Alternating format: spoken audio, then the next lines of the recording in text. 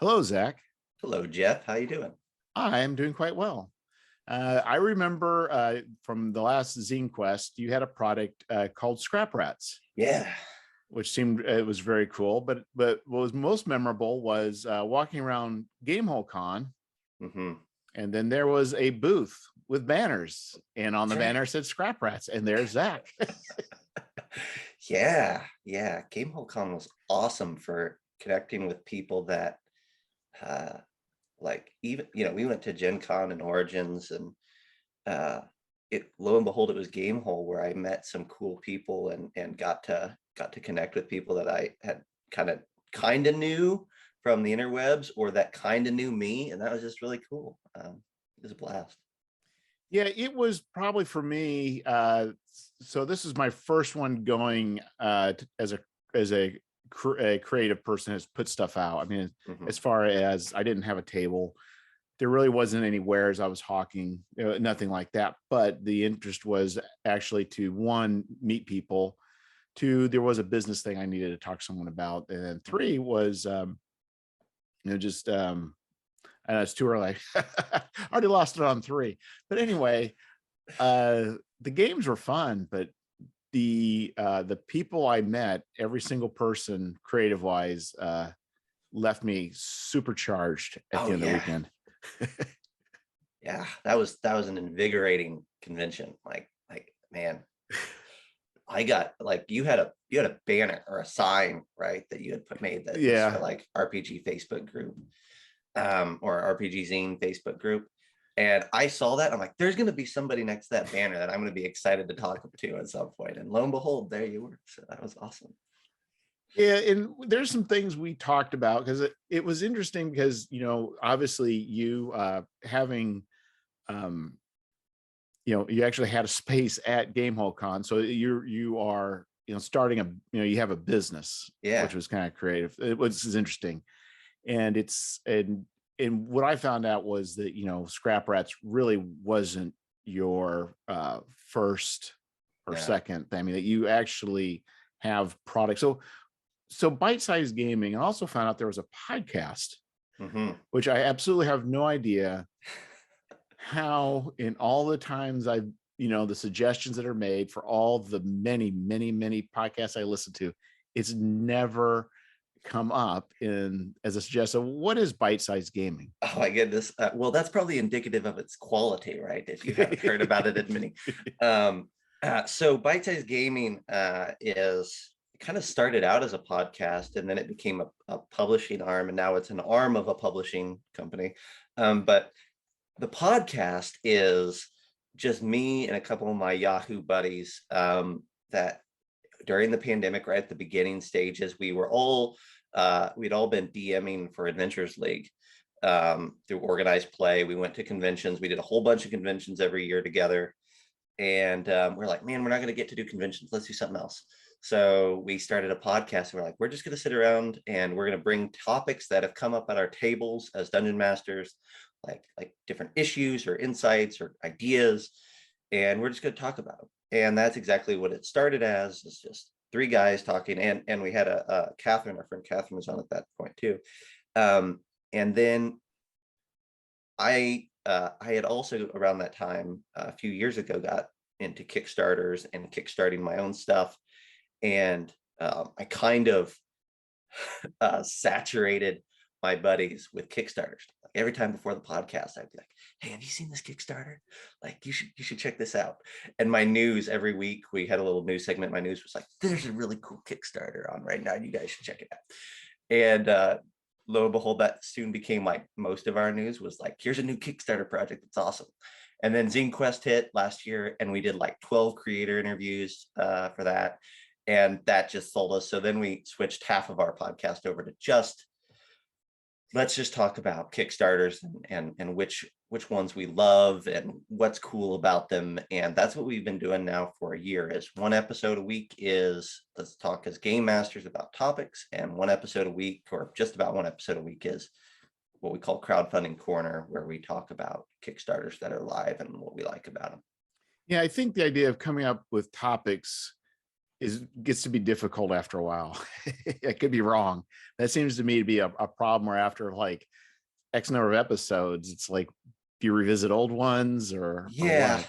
It's hard because and we have revisited a little bit, but we're also trying to, like, there's some episodes that you just don't feel like you can do better than somebody else has done, right? Like, we have a patron saint at our podcast, Matt Colville, right? Yeah. And there's been numerous topics where we've been like, what do we talk about this? And we're like, can't do it better than he did it. So we're just gonna leave it alone. So yeah, but the beauty of it is that we do have three of us, and that all three of us are consistently running games. And so we just keep our ear out. One ear when we're running games is on, is there any podcast fodder in what's going on right now? And that helps. That for sure helps. It's rare that we don't have something, maybe not something that all of us feel like we have something to contribute to, but we're like, well, two of us can, let's do this. So. Well, I think at least you feel the enough freedom to, like, you did movie reviews, which I enjoyed. Yeah. And I thought, well, not just reviews, you actually talked about, so you did the which I thought was, where you did first half where you're like non-spoilery, and then the second half be spoilery. But I thought, because you talked about, I think the mark of what I find interesting is you reviewed movies that I don't want to watch, but I enjoy listening to the review of the discussion of the analysis of it. So that, to me, you guys did an absolutely great job, because I'm not going to watch Friday. Was it Halloween? I really don't care. No, you should not watch Halloween. No, that's so bad. But even if it got a good review, that's not my thing. But I really enjoyed the discussion. Yeah. The Halloween Kills. Halloween Kills. Let's be clear for your listening audience. Halloween Kills, I think, is the one that John made us watch. And oh my gosh, yeah, that was an interesting episode. Yeah, for sure. So it's your moral duty to go around and say, yeah, there should be a disclaimer on that episode. We watched this, so you don't have to. Yeah. So so then, as far as what was the point where you said, hey, we are going to start to make RPG products for sale? Yeah. So right before the pandemic hit, it was in 2019, a couple other buddies of mine that live more local to me were like, yeah, it'd be fun if we made something like that. Would be cool. Like, leave, I think we had this idea of like leaving our mark on the community and just, putting a little stamp out there. And so we kickstarted a product called Oceanic Depths in 2019, December 2019. And it funded. It was a little like 112-page resource guide to like 5e aquatic creatures, player options, spells, everything. And it is kind of like if you were out on an ocean or sailing between two destinations during your campaign and you wanted some aquatic stuff to throw at your players, this was a great way to do it. It had 11 new villains that you could kind of insert, and it was just fun. Oh, you're going too far, too fast. Okay. Yeah, okay. So there's a lot of interesting things that you just bypassed. Yeah. Okay. Fair enough. So you guys said, you know what? Hey, let's do something. Yeah. So how did you decide what to do? Let me think about that. I know how. We were doing a different podcast at the time, me and my brother-in-law, who was one of the creators, and we were doing a different podcast that every week we talked about either a monster or a subclass from 5e. And I think from that, once we decided we wanted to make something, we're like, well, we talk about monsters and subclasses every week. Let's do a book of that. And then it was, well, what's the feel of the book? Like what makes our book useful to people? Well, the thing is, so you said we are going to do a book. The two of us, we are going to do a book. We have determined, we got the subject, and we know we're going to make a book. So are either one of you artists? No. I don't think let me rephrase that. I will say no for me. How about that feels no, we had zero. we brought zero artistic talent to this project. Okay, so do you have any background in layout and design? Little bit. I ran a sign company for 6 years, and I was never at the at the artist desk. Right, but you saw the sausage being made, and you knew that there's a methodology to getting it done. Oh It yeah, wasn't and mysterious. it was completely a naive statement, right? It's like, I've stood over somebody's shoulder for 6 years. I have those programs. I can do this, right? Yeah, I find myself like a combination of ignorance and hubris combined together to do that. Yes. So you said, you know what, I can do this. So there's a little bit of hubris and naivete. Yes. You said, you know what, have you done, in your partner, have you guys done much writing? Yeah, I had put out a few projects on the DMs Guild. Okay. At that point, so I had enough to feel like I had done that before. Okay, so you got everything, and then the intent was then to go to print and publish an actual full book, not something small, but a book. Okay. Yeah. So then what was your next step? You're like, okay, so did you guys divide up, say we're going to write this, and that was the division, or how was the division of labor generated? It was a learning experience. We grabbed our buddy Devin, who is also local and also came onto the podcast every once in a while, and we said, oh, the three of us will write. And we wrote the subclasses and a few of the other things. We did a subclass for every one of the, so we had 12 subclasses. And then we were like, I don't know if it became daunting. I can't remember if it became daunting or if we always had this idea, but we decided that when it came to the villains, we wanted to recruit some people that we liked or that were friends of ours, to kind of come in as guest writers. And we had no money. Like at that time, I'll give my age here, but at that time, like I think I was like 25, 26. My brother-in-law is the same age as me. My friend was the same, like we're all around, and had nothing. So we would call up these people and say like, we'll give you $30 to write in our book. And As you pull out a wad of cash of ones and fives. Ones and fives. Yeah. It was like we were earnest, right? Like we wanted to pay people. We had no idea what paying was worth. None of us had ever made money writing a book, right? And so we were reaching out. We're like, hey, if you do this, we'll give you like $30 plus we'll put an ad. If you have anything at all that you want to promote, we'll put an ad for it in the book. And we got like some cool people. One of the people, like my buddy Troy, who ended up doing the next podcast with me, wrote. But also we got some cool people like Justice Darmon, who ended up going and working with Beetle and Grimm's, right? He was at Game Hole Con. Okay. He runs games with Matt Colville on a weekly basis now. Like he's a big name in a lot of circles, and we have one of his early writing credits in our little book, which is kind of cool. Yeah, the book will be in a museum now. Yeah, that's right. Future generations will look back and say, look, this is where it all started. Yeah, I think in hindsight, that was a really good call because it made the book, like we said we were going to deliver it in May, and we did. We pulled teeth basically to do so, but we delivered in May, largely because we got all those people on board, and we were actually really fortunate to, by and large, I think we were waiting on one person out of all our group, and I think they got us their stuff in like early April, but everybody else was like February. So we were like pretty good to go. And then it was just me banging my head against layout and my ignorance.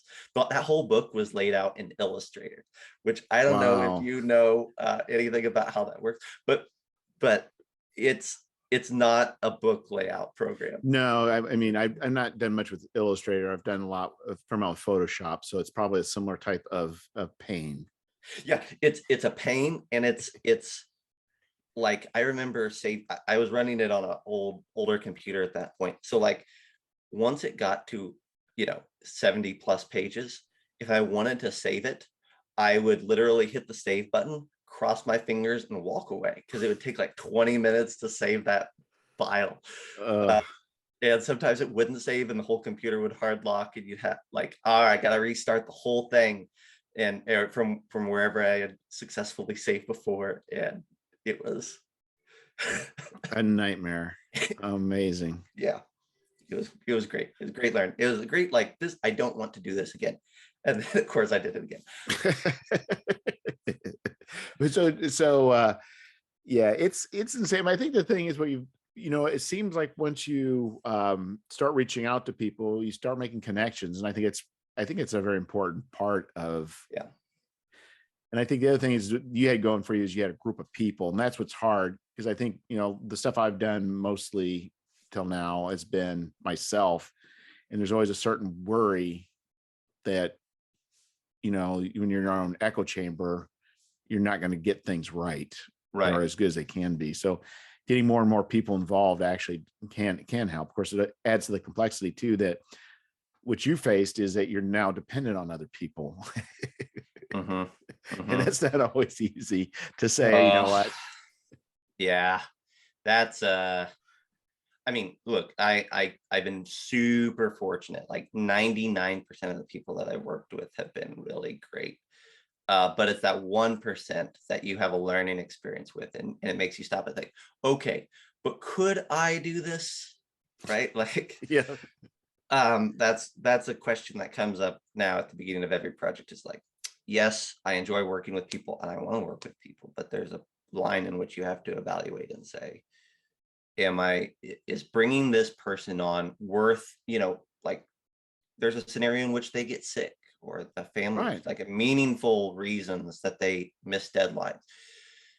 I mean, I could miss those same deadlines too, but it's one of those things where you got to weigh those risks, and sometimes the answer is, as much as I would love to have another person on this, or I'd love to have that guest writer or whatever, I shouldn't. I should just leave it alone. Yeah, because it is stressful. I mean, and and for a lot of us, it's such a side gig, and it's stressful enough as it is. The more complex the project, the more people involved, the more, as a person trying to run that project, the more stressful it becomes. Yeah. And it's just, I for my first project of Scoundrels for ZineQuest, I found an artist, negotiated. The artist is in, I can't remember, it was New Zealand.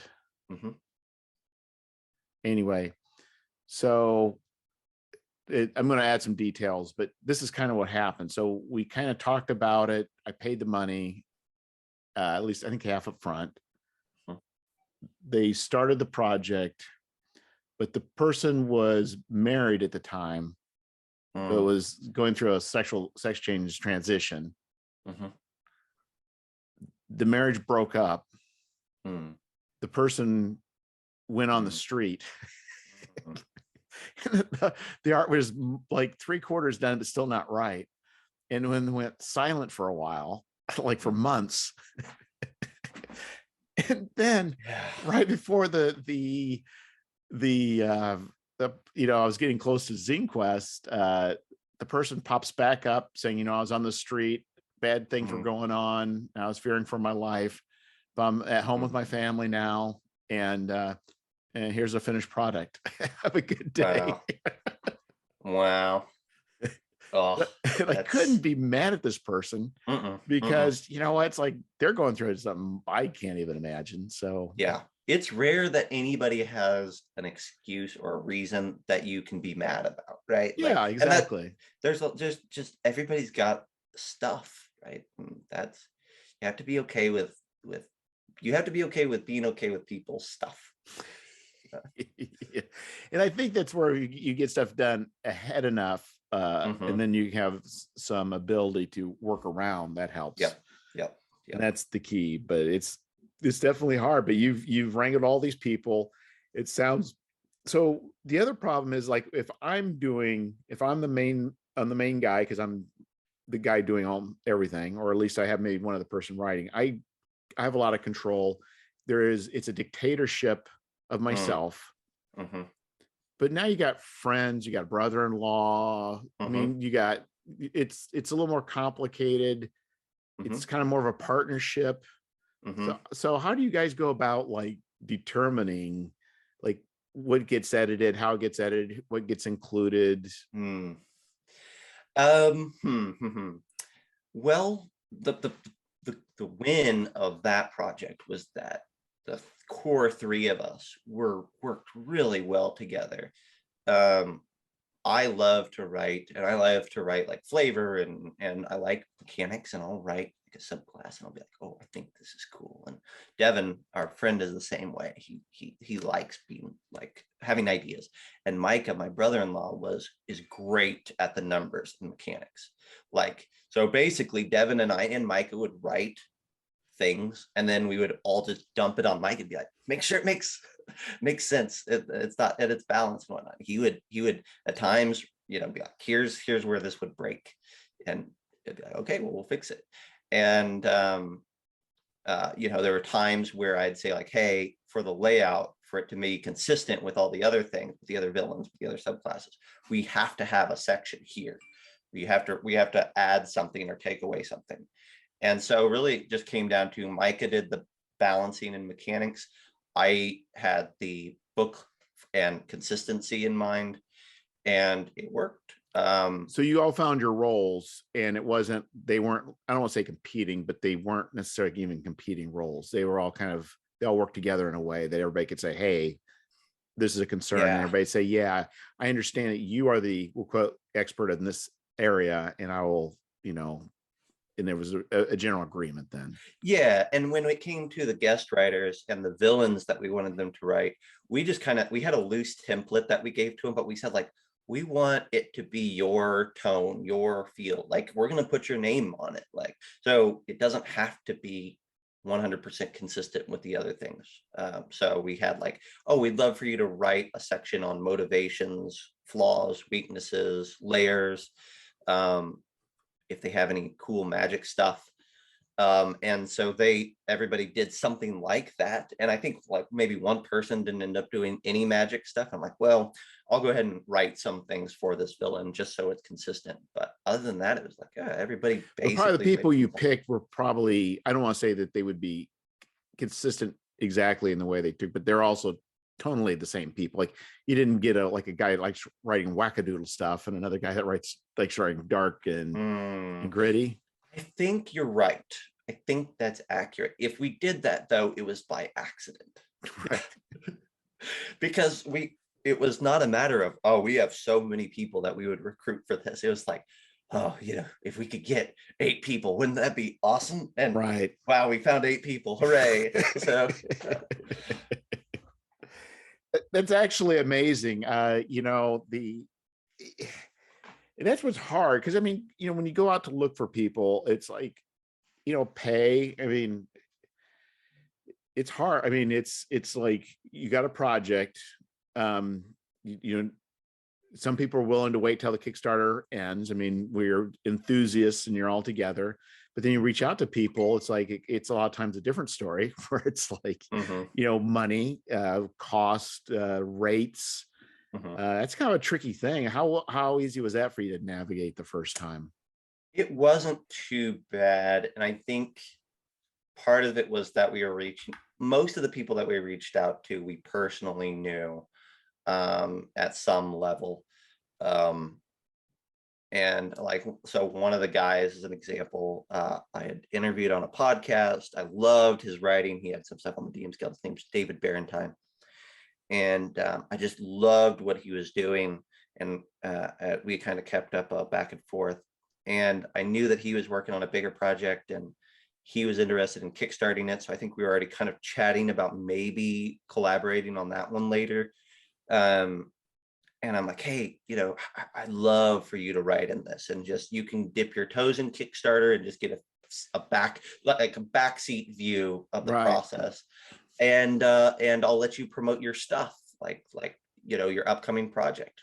And like, yeah, that sounds great. So like, I think it was just a matter of like, for the most part, I was either targeting people who had never written before. Like, we had another podcast crew that wrote for us, people who had never written before, and so they were just excited to write something, or it was people who had something that they wanted to promote. And so the idea of like, oh, I'll write 3,000 words for these guys and I'll get an ad in their book for my thing. Yeah, that sounds reasonable. So I think there was only a couple people that we didn't know at all, Justice being one of them, that like I just again really liked his writing and reached out to him. I think there was a little bit more of like, oh, this is what you're paying, but I think the industry was also different back then, even 2 years ago, as far as that was concerned. And I think also just us being honest and being like, hey, we're not a professionals. We're three guys just trying to do a thing, and we'd love for you to be a part of it. And we'll we didn't make any money on that book. Right. But it's a difference too. If you ask somebody to write, let's say 800 words versus asking somebody to write, 10,000 words. Oh, for sure. Yeah. And somebody could say, you know what, a few hundred words, sure. Why not? Or a couple thousand words. But when you start getting beyond that, you had a lot of people that you're expecting a little of rather than a smaller number of people you're expecting more of. Yep. So as far as so one thing that I started early is I ended up getting a copy editor. So how do you go through? We have different people giving all these different manuscripts. Was there an English person that was like, that would go through, and how was your process for making sure it's right? Yeah. So that's what my degree is in, is English. Oh, okay. Writing. But that's never like the best case scenario is that you never edit your own stuff, right? Oh, right. Exactly. But fortunately for me, my wife is an English professor. For that first project, it was I'll go through and edit it and get it where I like it. And then I dropped it over to her and she did her thing on it. And then I do remember, though, this is so bad. Like I cringe at this point, but like I was editing the document in Illustrator too, which is the worst situation because you will never have all those fixes in any sort of usable format ever, right? Like it's just like, that's where it is. You gotta, like, if you want all those fixes, you're gonna have to go hunt for them and re-add them to the Google Doc or whatever. Because Illustrator doesn't catch anything. But I would be editing, I'd be moving text around and adding images into the document. Oh, I need to change that. Or, oh, well, you know what? This sentence could be said a different way. I'd fix it. It was awful. That's the wrong way to do it, people. It's it's not healthy. But yeah, so it's just me and my wife editing. But I think that's, what you're saying is even true, even without, the Illustrator bit. It's just like, you have, like, I've been writing stuff in Scrivener. I can output it to anything. So I can output it to something. They give it back to me. And then, then it's like, well, if I go back to Scrivener, it's not quite the same. And it's very painful to have you really need to have your manuscript. You need to have a really good, you can block stuff out with your rough, but you really almost have to go back and replace the whole thing with a finished manuscript, I think. Yeah. It's like, you got to say, okay, this is blocked out. I'm just locking any sort of text changes, but everything that's got to be fixed has got to go through Word or through whatever Google Docs. And at that point, then, because that's what I'm doing with Scrivener, it's like, I would love to give a file to an editor, and then they view it in Scrivener, but they don't have Scrivener. So then then it's like, okay, I got to get to this thing. And then next it goes to this phase. Now this document is throughout the document I'm working with. Well, and Illustrator is so bad because unlike InDesign and other actual book layout programs, it only puts things in one text column, right? So if I want the text from Oceanic Depths, I have to select each text column individually. Right. So that's going to be 220 text columns, and grab them and then recopy them one by one into a Google Doc. Right, because it's seeing it as graphic elements, not as a exactly, book. not as a text. Yeah, not as true text with a layout. Right. It's fine for an 8-page pamphlet, but like if you have to, like, or if you could definitely get away with it for like promotional things and things like that, but it is not designed to handle a book. Yeah, because I've been pretty fortunate as far as that goes, and by the time I got involved, I mean, Affinity. So I did Adobe for Photoshop, and for Lightroom. It wouldn't have been that big a deal to go to InDesign, but Affinity kind of came out the much cheaper product. Yep. And so things are much easier now than they were back in even your day, when you started your day back a handful of years ago. Yeah, exactly. So yeah, because to me the editing was important. So it sounds like you guys really had you had a group of like-minded people. You kind of had your own course skill sets. You had your own individual groups of expertise. So you really had a team really from the beginning, which worked out well. Yeah. Yep. We printed the book locally. The company that we had a printer in town, and I had no idea where to order stuff online. Like, so I'm like, all right, well, the printer down the street, I had a working relationship from the sign company. So I walked in, I'm like, can you do a 112-page book? And they're like, well, we've never done one before, but we could probably do one. And I'm like, all right, cool. And they're like, well, we'll have to send off the cover. Cause I'm like, well, I want to cover the laminated. I had this idea. They're like, yeah, you could make that work. They did. It was awesome. Like, they did a great job. Like, but it is all made local. Yeah, and but it cost you $50 per book to get it printed. it was not as cheap as it is to get it online. It was, I could probably tell you, I think it was like $8 a piece is what I ended up paying for that one. $8 or $9. Bad. We ordered 400 in that first print run. So was this kickstarted? This was Kickstarter. Yeah. So you said Kickstarter. So you already knew your numbers. Well, yeah, we had sold like I want to say like 120, 140 copies through the Kickstarter. Something around there. So you took a leap of faith really with getting another couple hundred printed out. Yeah, it was like, well, we the big jump, like we were weighing like our costs, right? And like and there was price margins for or price points for getting the books even cheaper. And it's like, well, if we go to 400, it costs $9. And if we're at 200, it costs $13. So it's only going to cost us an extra $300 or whatever it was, whatever the math came out to get an extra 200 copies.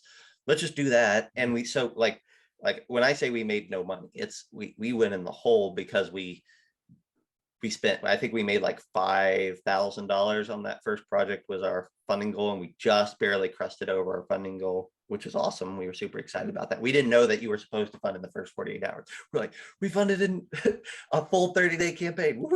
Like literally it was in the last like 6 hours, we hit our goal. And we were so pumped. And we spent all of that money on getting the book printed and getting those extra copies and getting everything mailed out to the backers. So, but here's the deal. The way I look at it is this was college for you. This is making a product college. This is, and you actually came out cheap. It came out cheap for you. You didn't have to spend thousands of dollars to going to Kickstarter school and to make a book school. You guys you did it. And at the end of the day, you came out even. Yeah, I talked with Doug last time I was on your podcast, right? Yeah. And Doug said I had a $40,000 learning experience on my first Kickstarter. I'm like, oh my gosh, my wife would have killed me. I'd have never done a Kickstarter again. Like that's been the situation. Well, Doug, what you don't know about Doug is he was I think he worked for Western Digital and lived overseas, so he could afford to do that. Sure. Yeah. That he was in a different world than I was. He wasn't like refinancing his house. Yeah. But it still was, I'm sure, lost sleep over and much indigestion. So. Oh yeah. Well, and it was great. We would still bring up Gamehole kind of get like we were dumb. We were going to run games. My brother, all three of us were going to run games at Gamehole Con and Adventures League. And that was in late October at that point, November, right at the beginning of our Kickstarter. We kind of planned it that way. And we had printed out business card. They're not really business cards, but little business card sized promotions for our Kickstarter. and we took those to Gamehole Con, and we threw them everywhere and gave them out to people at the tables and whatnot. And we're like, oh, we're promoting. Like that was literally basically the only promotion that we did for that was these little cards at Gamehole Con. And we were like, oh, surely that'll get us interest. Like it probably did. Like we probably got some supporters from that. Gamehole Con is awesome for that thing. There's a lot of cool people there. But now I look back and I'm like, that was a lot of time and money that could have been spent doing real promotions elsewhere. Right, because I had another side business, and you look at the cards, it's like there's a point where you realize cards do not make me money. Yeah. There's no money to be made. Like you can hand out business cards all day long, but that does not mean one bit of sales. It's just yeah, maybe you get them for contacts, right? Like, oh, I want to make a connection with you. Here's my information. Like that's probably it. But like a promo card, I just don't know. I don't know. Especially when I wasn't like selling you a product. Like you didn't buy my book at my booth and I slid in an ad for my next book. Right. Like that maybe gets you something. It's at least a reminder that you'll look at once before you throw it away 2 weeks from then. But yeah, it's just, wow, you learn a lot. We thought we were really doing everything we possibly could, though. Well, it's hard. I'll tell you what. There's no. I mean, I guess there is. If you there probably there is marketing and videos and such out there. But right, as far as being, there's just for people not going into this, it's hard to understand just how intense everything is as far as trying to navigate and deal with and create. It is absolutely hard to, I mean, it's hard to deal with, but it's definitely it's not that simple. I mean, you're right. You're saying you were talking about the cards being excited, but yeah, you should have been, but you can't think of all angles, all things. I mean, you're just doing one step at a time and being overwhelmed the whole time. Yeah, exactly. We were trying, like I knew enough about Kickstarter. I like Kickstarter. I had backed quite a few projects at that point that like I knew what you were supposed to have, right? And so we did the cards because I'm like, oh, we're supposed to promote and we don't have a ton of money, but I can spend $40 on some cards and do that. We had another friend that really wanted to help us out, and he ended up writing an NPC for the book as well. But he's a video guy. Like in his spare time, he likes making videos for YouTube and whatnot. And he's like, I'll help you make a trailer. So we went over to his house one day, and like he had a green screen, and Micah and I stood in front of a camera and pitched our product, and he cut it together and made a little trailer for us. And it was an enthusiastic effort. But now I look back at it, I'm like, yeah, I knew that I wanted a video, like a little movie to put with the Kickstarter. But and it looked like, compared to a lot of videos, I think it looks all right. But now I look back, I'm like, that was a lot of effort, and I wrangled yet another person into this for no real pay, because really we paid him what we could. But I'm like, we could have just done audio with a cool couple images and it would have been just as fine. And instead we drained this guy's evening plus like 3 days of him trying to find the video and all our nonsense. Anyhow, yeah. Well, and I think the thing is, I mean, we all have finite amount of energy. Yeah. And marketing takes a lot of energy. So by marketing means going on all the Facebook groups and posting stuff, going to Reddit and posting stuff, and going to Twitter and posting stuff, and trying to find people in podcasts. It's like even making a video. I mean, that's writing your Kickstarter page. It's all how much time, and it's like you kind of want, when you're not Monte Cook Games, you're not Paizo. It's just, so you got a limited amount of time. You really want to put your money or your time where it's most beneficial. It's not always clear what's the best. Like make a video, not make a video. Should I make a video? I don't know. It's like, well, and now kind of I'll pull us into the present a little bit now. We kind of done some transitioning and things. And I now run a company called World of Game Design, and Bite-Sized Gaming is just an arm of it.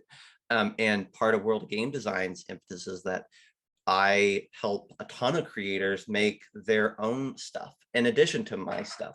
And so like right now we've got, like, legitimately, I believe the number is 9 Kickstarters launching from January to March. So those 9 are, so they are Kickstarters, people saying, going to you, Zach, saying, Zach, I need help with these. These aren't you saying, I'm developing 9 products. These are people coming to you. No, yeah, exactly. I've got one that I could say is mine in earnest, right? And that's I've got a more forward thing coming out. But we've got some team members on World of Game Design that wanted to make stuff, right? So I'm helping them make their stuff. And so they're internal projects still, quote unquote. But they're passion projects from other people for Zine Quest and things. And then it's other people that are, wanting to do stuff for Zine Quest or not Zine Quest.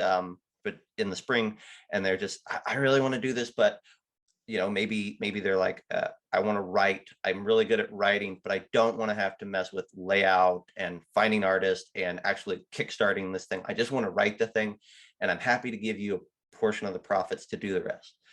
And so there's a chunk of people there. There's a chunk of people that like, I'll do all the writing and I'll wrangle all the artists and I'll do the layout. I just want to hand you the finished book and you help me print it. So how do you figure the pricing for that? So that is something, I'm not to that level. I would like to get out of what I'd like to do is like get out of the writing portion and a lot of these other things. But I thought, it'd be nice for me to just publish stuff. But it comes down to pricing, right? Yeah. Like, how do you price? You don't have to give your specifics, No, but but you're talking about, you are saying I'm a full shop, that's what I'm sure the term is, but one-stop shop. Yeah. I can be a one-stop shop. Yeah. So, and we're talking a lot of different things. So how do you figure out on pricing for those different services?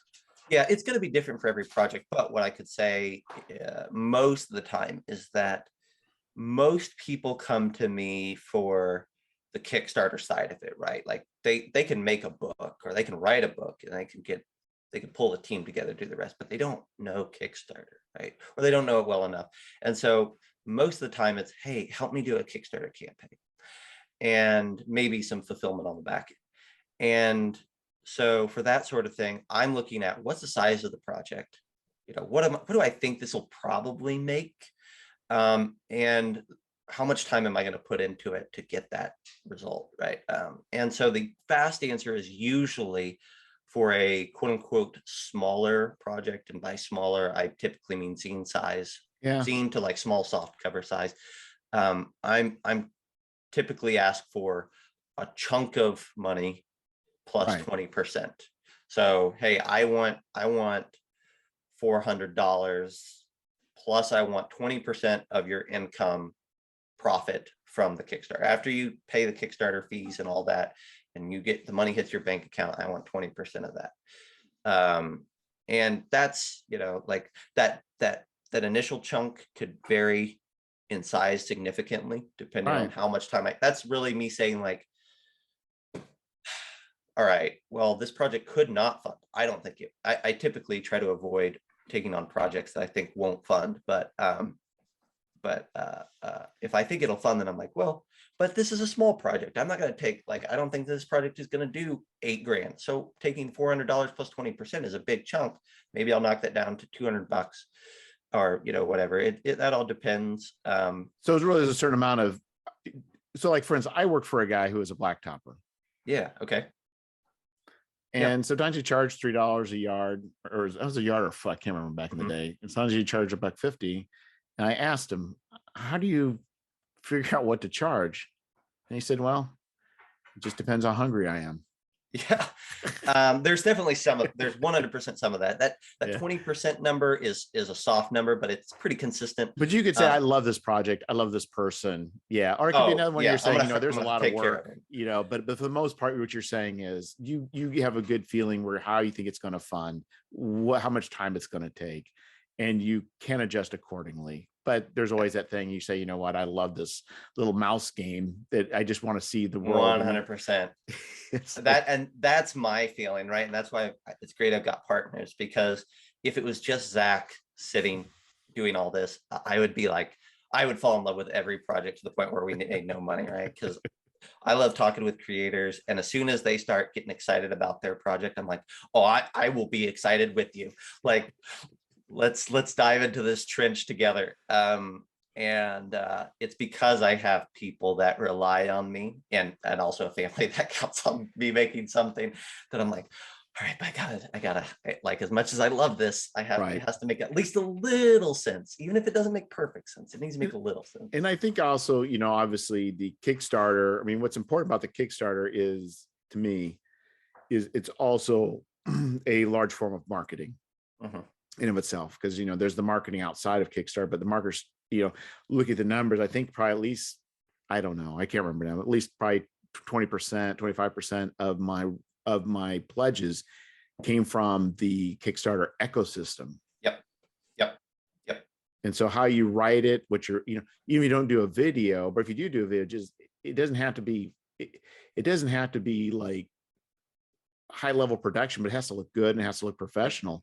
The writing on your page needs to look professional. I mean, it's so, there's a lot to be said for, when you say charging, for the Kickstarter, there's a lot of thought and energy besides just all the other things that go into it. It's not an easy it's not an easy portion of the business to be involved in. No, it gets easier. I think my number, and I could be wrong, I don't sit down and count it every day, but I think I've helped with about 20 different projects in the last 2 years. And it does get easier to say, like, okay, you want to do a zine? Okay, the math kind of works out this way. I need to do it like, I probably need to do this, and this. I don't need to worry about that as much. And I can kind of put together a formula but going into it, especially being new, and this would be my third Kickstarter, I feel more comfortable. Yep. But I'm still not exactly, it's still difficult to write it up and deal with. Yeah, I do this like consultation call is what it's called, when somebody wants to potentially work with me. I'm like, yeah, we could sit down and have a chat about, what it takes to do a Kickstarter and what you want me to help you with. And that's a 2-hour call. And at the end of it, I've yet to have anyone say anything other than, I did not realize, like, that there was this much that needed to be done. It's absolutely overwhelming for the first time person. If you really think about every component of a successful Kickstarter, it's a lot. One of the things also I will say is, this is going to sound kind of trite, but I think what helped me my last two is just being able to work a spreadsheet. Yes. If you cannot do the analysis, get somebody to do the analysis. Yeah. Yeah. How many Kickstarters have died on that spreadsheet floor, right? Like, or died because they didn't hit that spreadsheet floor. Because it's, there are so many things that can be involved. And the other thing it's tricky, is get your proof. I mean, if you think about all the things you want to do, are you going to do a proof copy? Yeah. You got to add that into the cost. And even if it's not for, so like for me, for Journey to the Madlands, I didn't really worry about setting the funding level to where it needed to be to break even, because I already sunk some cost into it. Yeah. It's like, those are gone. It's gone. Yeah. So there's no point in me not trying to get, And for my next one, it's going to be, it's a $4,000. I think it's going to be about $4,500 just to break even. But the spreadsheet tells me, even if it doesn't fund at that level, my loss isn't that great, because the largest amount of my cost is the printing. Yep. And the fewer that I sell, the less of that major cost is there. Yep. Yeah.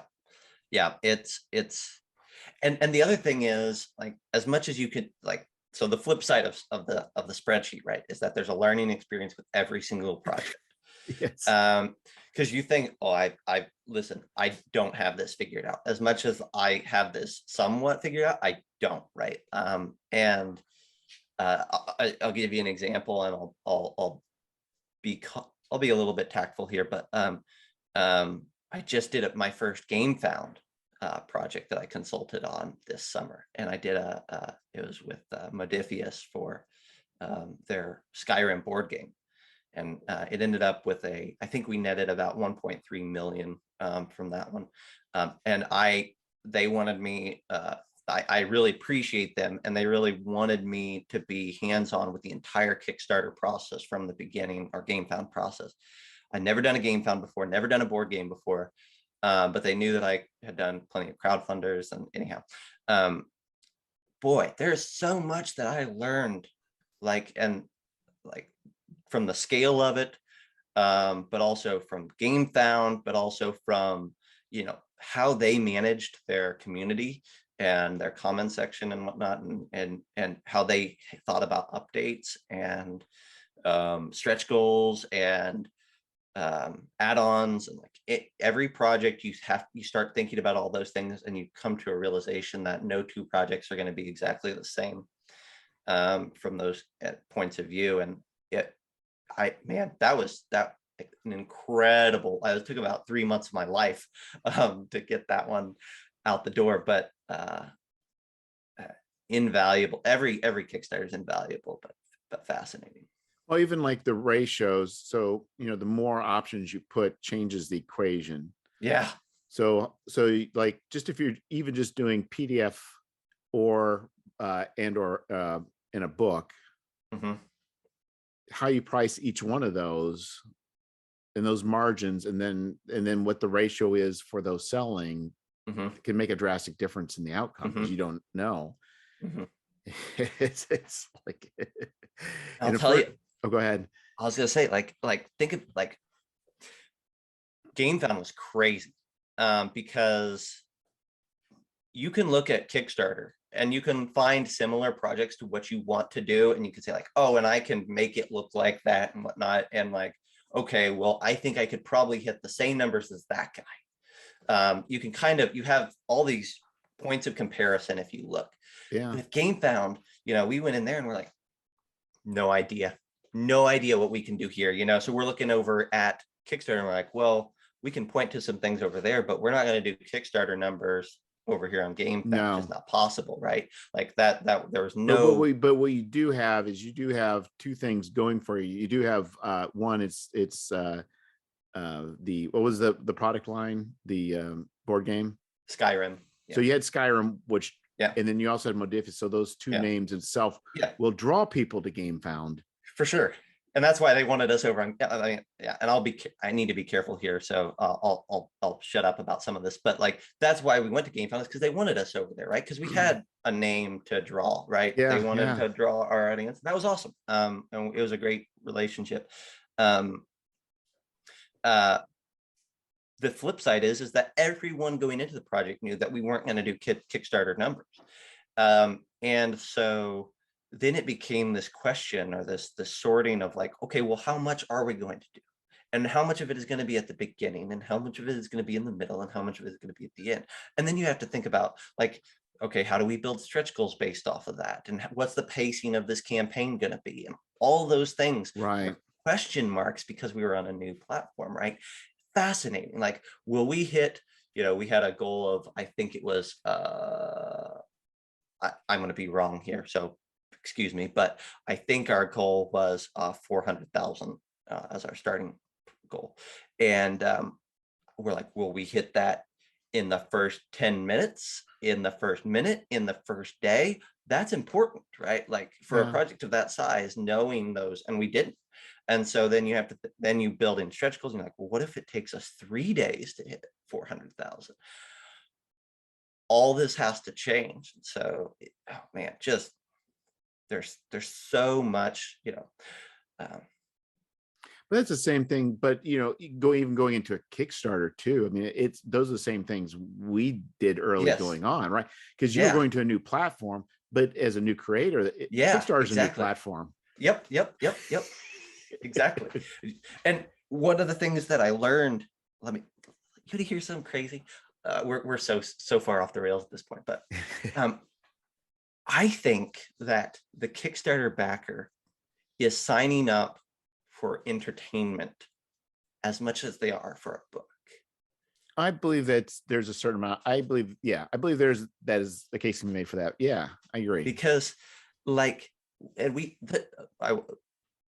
GameFound was a good learning example of this, but there's been others. Like, what they want when they hit that pledge button is they're signing up for a ride to some extent. Not every time, but there's a chunk of people that are signing up for a ride. And what they want is, we want exciting stretch goals, we want cool updates, we want big reveals, we want art, we want blah blah blah blah blah blah blah blah, right? We want that juice of an update or going to your page every day or every other day and seeing new exciting things and feel like I'm getting stuff for free, getting exclusive content, or Right.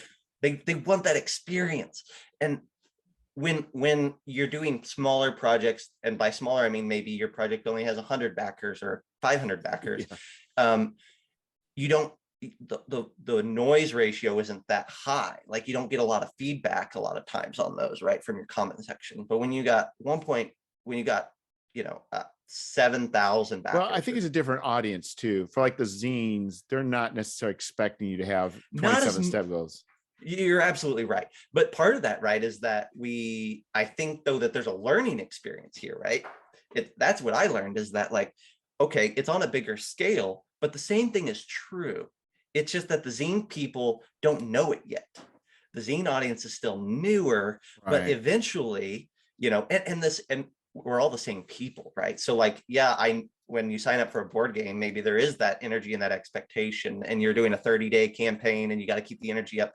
But the truth is that a zine quest or a zine backer would love to have an exciting campaign just as much, right? I think that needs to be, I'm going to pin that one for our conversation later this week. I think that's a good one. Let's just, because I think that's a good one, because I think the thing is stretch goals, and especially stretch goals for small projects, what makes sense. It's easy to come up with stretch goals when you're doing $500,000 or $1 million Kickstarter, it can be, but when you're only doing like a $3,000 Kickstarter, it's a little different. Here's the thing though, right? Every project has a budget, and stretch goals will destroy a budget if you budget and then you do stretch goals, right? Well, it depends on the stretch goals. If the stretch goals are sketch goals, then sketch goals will get you. They're sketchy. But I think but the thing is there's some things that add to the cost, and there's some things you can do that don't add to the cost. Yes. They're either going to add to the cost or the time, right? Like those are your two. And you're absolutely right? Like being tactically minded about your stretch goals. But also, here's the thing, Jeff, and this might work up some people, right? But this is the truth of the matter. If you look at, I would say, practically any large scale Kickstarter, what you will find is that 60% or more of their stretch goals are intended to go in the book from the beginning. Right. And what they do is they say, here's the book. We have 50 monsters in the back of this book, but we really, it would still feel significant to have 35. So let's take 15 of those monsters out, and let's make 3 stretch goals to do 5 monsters each out of those, and we'll put them early on in the stretch goal thing. We're gonna hit them. We're not worried about it, but it gives the backer something excited, makes them feel like they're making progress. It's entertainment, right? Like that's what they understand, is that it's entertaining, right? And they don't know that it was, and even if they did know, they don't care that they were originally designed, right, for the book. And so that's, you don't want to just do that, and you got to have a product at the beginning that makes sense, right? You can't sell a book that's a skeleton and then say, whoa, we'll put all the rest of this body together. But it's kind of like, to me, it's like buying board games. It seems like sometimes board games, when you see the expansions, and when you buy the expansion, you're like, this should have been in the game to begin with. And you're like, oh, it probably was. You stripped it out and said, what can we do as add-ons? We got this great system. What can we strip out and then sell it to these people after they bought the game? Exactly. You don't want that kind of feeling. You want to say, okay, the stretch goals feel like they are something legit, not something that you just kind of.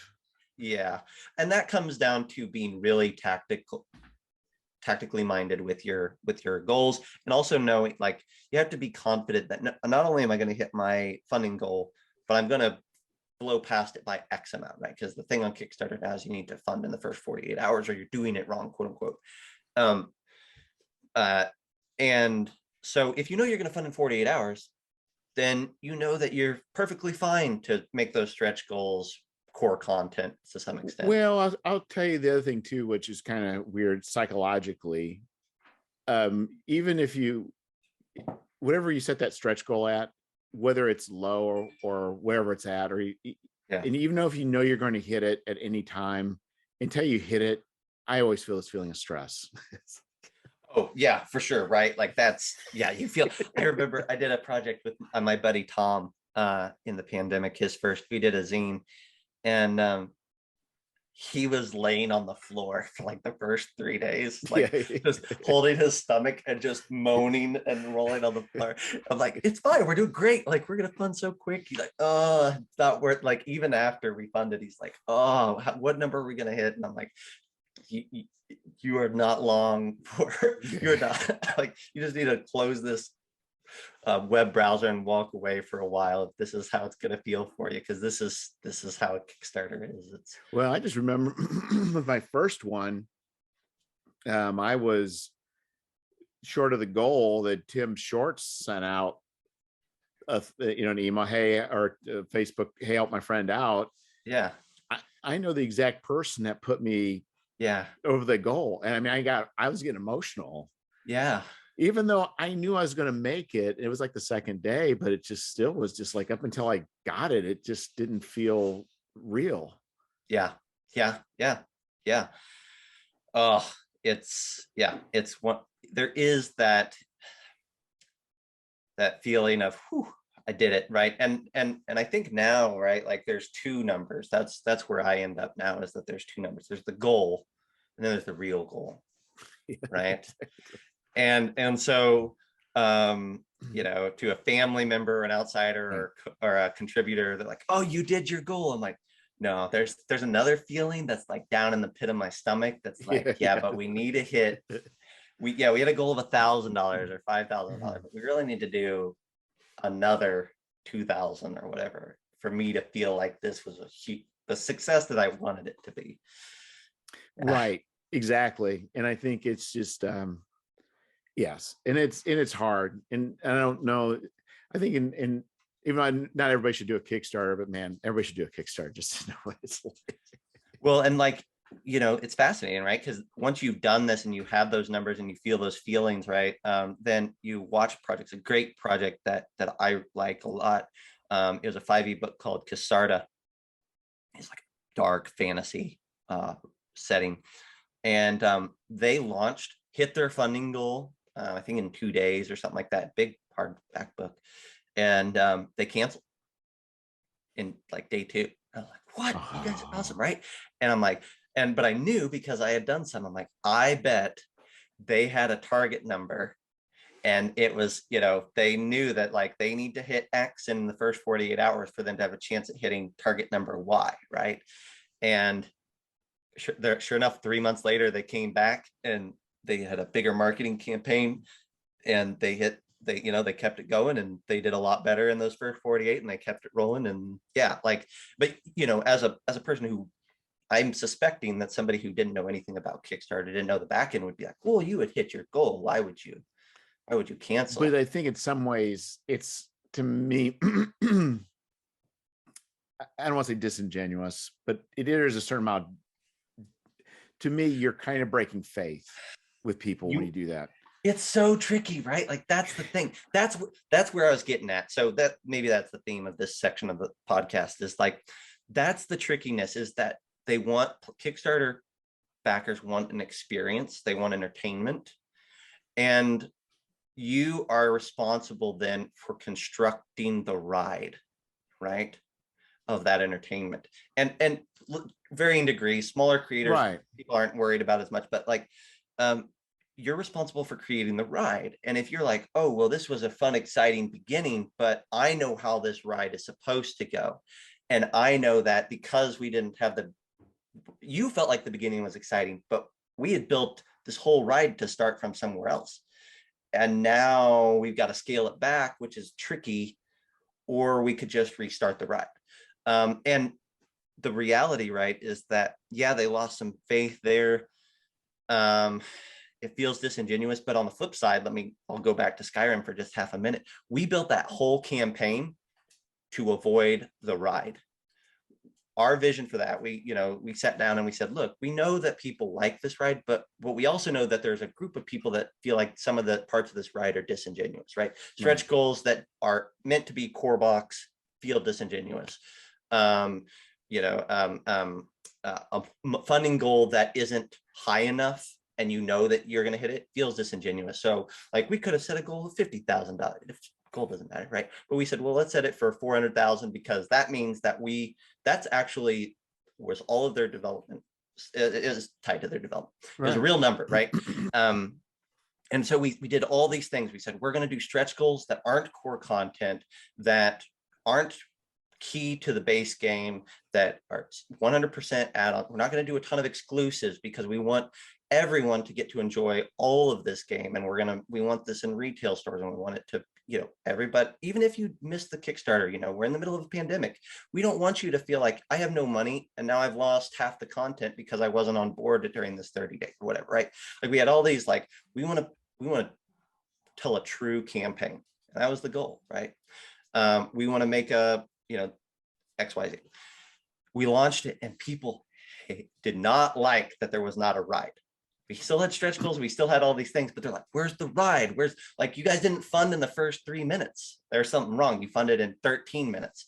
And we're like, right.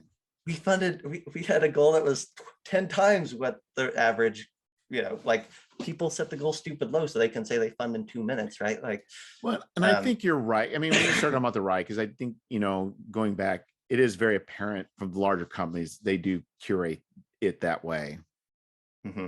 Mm-hmm. When you like let's say we'll just pick on like Bonnie Cook or somebody, they know they're going to fund it $500,000, but when you have stretch goals at every 15,000 or every 10,000, you're like, and all it's doing is adding that's what we didn't want. We didn't want like, oh, you unlock 3 tokens, congratulations. Like you unlocked a card. Like it was like, how dumb is that? Like I think it's dumb, at least. Like that's where I was like, it doesn't feel real. Like that's me, right? It doesn't feel significant. It doesn't feel meaningful. And at the end of the day, I'm saying, but in order for me to use this card, I have to also have these 3 tokens that you unlock afterwards.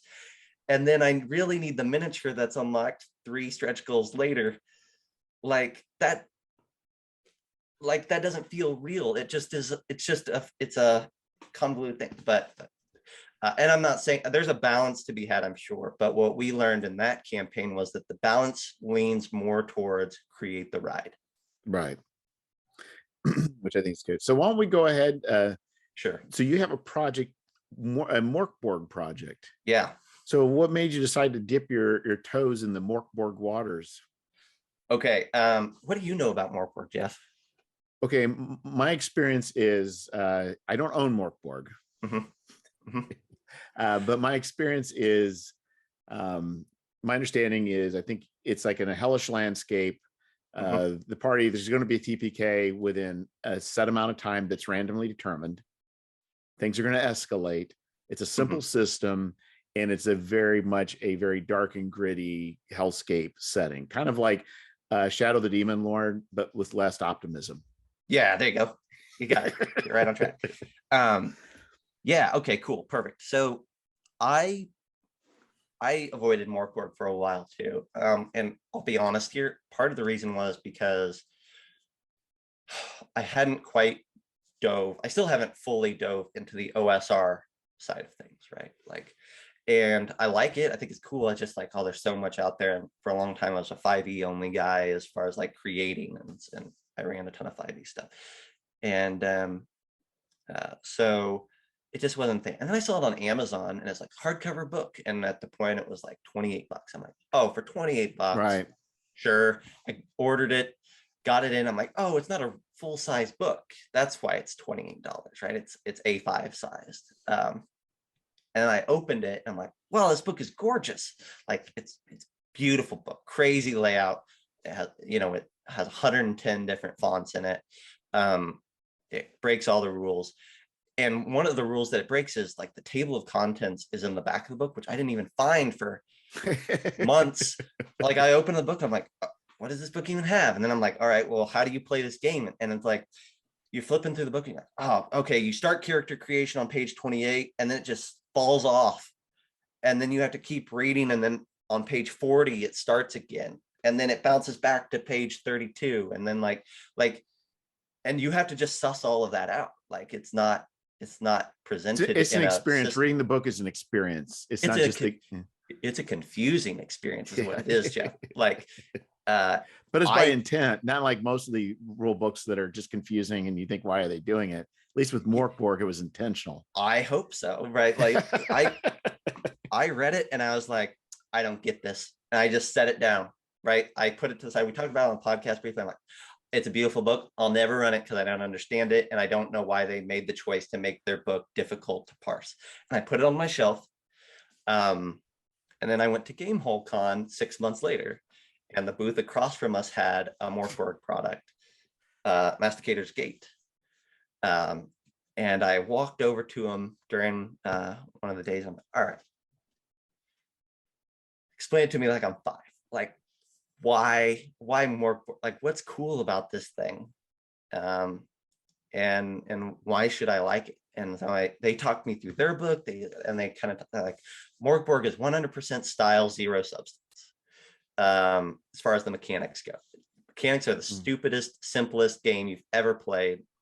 And everything is about the feel. So I'm like, okay, I can, if it's super simple, maybe I just need to like look at it from those eyes and not try to make it into something bigger. And, I could see their enthusiasm, and I thought their book was awesome. And so I went back home. I'm like, all right, I'm going to give this thing a real go. And I read it through. I'm like, yeah, this is mind-numbingly simple now that I know what I'm doing. And I found the table of contents, which is super handy. And then I started looking at Kickstarters, and I'm like, oh, there's so many cool Morkborg Kickstarters out there. Like, there's so many cool projects. And I started picking up zines, and I'm like, dude, these are awesome. Like, and I ended up with, I think I have like 12 already because you grab them and you want more. I'm like, oh man, it's just, it's refreshing to have. I think maybe it's just my first foray into the OSR with any intentionality. And I'm like, I love how simple it is. I love the grittiness of it. I love the earnestness of what they're portraying. And I wanted to be a part of it. I want to contribute something. And so I've had this idea kicking around in the back of my head for a long time, this idea of a prison barge dungeon crawl, where we have these what they're called hulks in our history, these where they would take old galleons and ship of the line, and they would convert them, and they like build stuff on top of them, like housing and things, and just set them in ports and whatnot. And that would be a prison. I'm like, why would it be cool to do a dungeon crawl through like a ship that's been completely retrofitted to be a prison? Yeah. Almost like an Arkham Asylum feel, where like the prisoners have taken control of the ship. And I'm like, that feels Morkborgy. Like, I can do a Morkborgy thing with that, I think. And so that's what I did. It's all I wrote it, and I'm like, I don't want any of it to be linear. I want because a prison barge is not built by design, it's built by necessity and by what you have on hand. And so it's a right, because what you have is you have constraints of resources. Yeah. All you have is what's on the ship. Yeah. You have what's on the ship. Everything within this confines. It's not like you can go out and build stone walls or whatever. Exactly. It's like exactly. And it's like you have to build within the ship, and then also like what's in the port next to it, like build lumber, get the lumber to build whatever. And so every level of my ship is has different tables for what it can be like. And once you leave a section of the ship, a level of the ship, then you can shuffle things around. And so it's very random in certain ways. But I ended up calling it 7 Aboard the Shackle, because I had the idea of, what if I made like there's 7 escapees.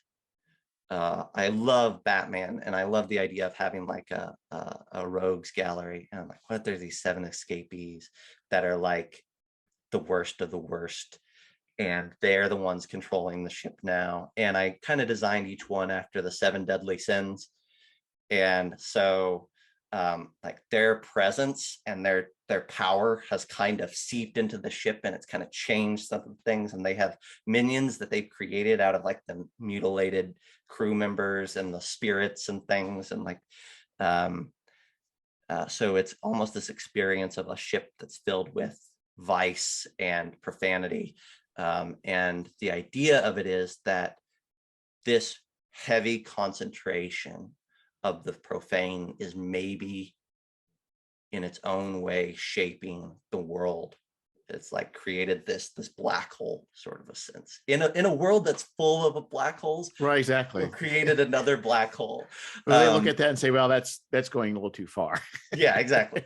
And that's I so far I really adore it, and I think it's fun that you have 7 key villains, and it hits all the right buttons for me, and it's exactly the sort of thing that I like to create. So I'm excited to get to bring that one. It'll be launching in either late January if I can't contain my excitement, or for Zane Quest if I can hold out a little longer. So are you doing the layout for it all? Or do you hire out the layout? Well, I do have a bigger team this time around that could help. I haven't pulled the trigger on who's going to do the full layout yet. I am considering maybe doing it myself, because Morkborg is more of a graphic design page per page, as opposed to here's a column, here's another column, here's some art for it.